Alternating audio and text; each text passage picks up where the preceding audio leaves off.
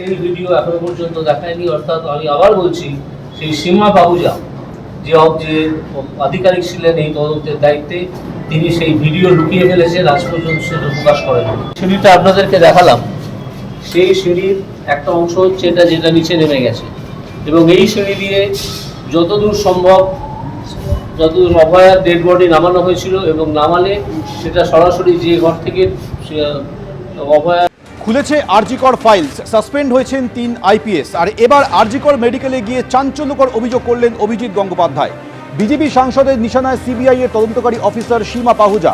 আরজিকর মেডিকেলের একটি ঘর এখনো বন্ধ আছে, এখনো ওই ঘরে দেওয়ালে রক্তের দাগ আছে। সিবিআই এখনো ওই ঘর খোলার সময় পায়নি। কি করছিলেন সীমা পাহুজা, ঠিক কি অভিযোগ করলেন তিনি, শুনতে। অভয়ার মৃত্যুর তদন্ত নতুন করে শুরু হয়েছে। সিবিআই আবার যে কোনো লোককে ডেকে জিজ্ঞাসা করতে পারে এবং তদন্ত করতে পারে।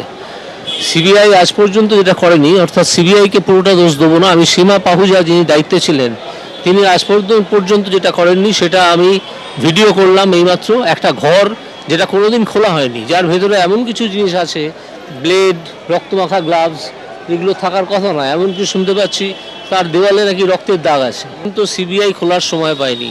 সীমা পাহুজা কী করছিলেন এতদিন ধরে এবং কার দ্বারা ইনফ্লুয়েন্স ছিলেন সেটা জানা দরকার।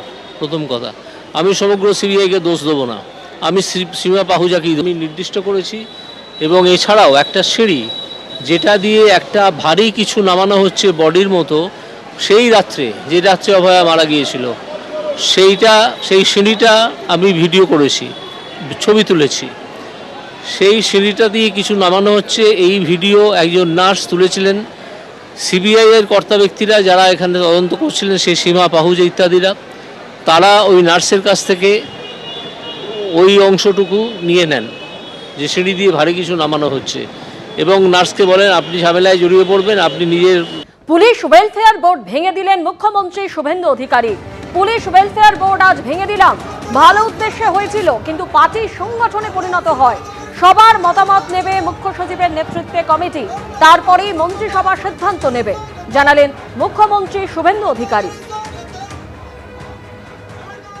পুলিশ ওয়েলফেয়ার বোর্ড তার যে স্বরূপ এবং চিন্তাভাবনাকে আমরা প্রথমত আগে ভালো উদ্দেশ্য নিয়ে হয়েছিল, কিন্তু পরে পরে এটা একটা পার্টির ফ্রন্টাল অর্গানাইজেশনে পরিণত হয়ে যায় বা করা হয়। আমরা আজকে পুলিশ ওয়েলফেয়ার বোর্ডকে ভেঙে দিলাম। আমরা বাম আমলের মতো উগ্র ট্রেড ইউনিয়ন চাই না। নন গেজেটেড পুলিশ কর্মচারী অ্যাসোসিয়েশন, সেটাও কার্যত সিপিএমের ফ্রন্টাল অর্গানাইজেশন হয়ে গিয়েছিল। আমরা ওইটা চাই না, ইটস এ ডিসিপ্লিন অর্গানাইজেশন।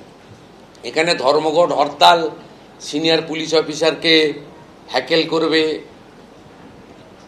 অর্ডারের বাইরে আমরা পেন ডাউন করে দিলাম, সিজার করে দিলাম ওয়ার্ক, এসব জিনিস আমরা পুলিশের ক্ষেত্রে তো ডিসিপ্লিন কোথাও হয় না। তাই আমরা ওই নন গেজেটেডের কনসেপ্টটা, উগ্র ট্রেড ইউনিয়নের কনসেপ্টটাও বাদ দেব। আর ওয়েলফেয়ারেরও শুরু হওয়ার সময় একটা উদ্দেশ্য ছিল, কিন্তু শেষে যেভাবে এটা একটা রাজনৈতিক দলের শাখা সংগঠনে একটা টুলসে পরিণত হয়ে গিয়েছিল, সেটা বাদ দিয়ে নতুন কিছু 3 মাসের মধ্যে করব। এবিপি আনন্দ, এগিয়ে থাকে, এগিয়ে রাখে।